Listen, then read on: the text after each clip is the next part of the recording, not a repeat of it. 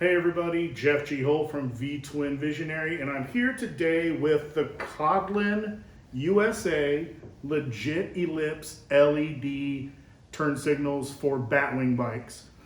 As you can see, they're super low profile. They're not huge balls of chrome and or black that street glides and all the electric glides come with. It's a very cool thing. There's super bright LEDs hidden in there, and of course you can see some wires. These ones are black with a little bit of machining done to them.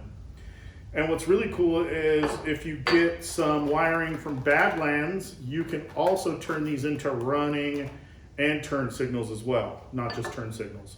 We're gonna bolt these up on our project Electra Glide Custom and show you how we do it real soon. So stay tuned, and also check out a bunch of other stuff that Codlin USA is coming out with. They have soft tail rear-lowering kits, a bunch of other really cool turn signals coming out, and a bunch of stuff coming straight out of Fred Conlin's mind. So until then, check them out.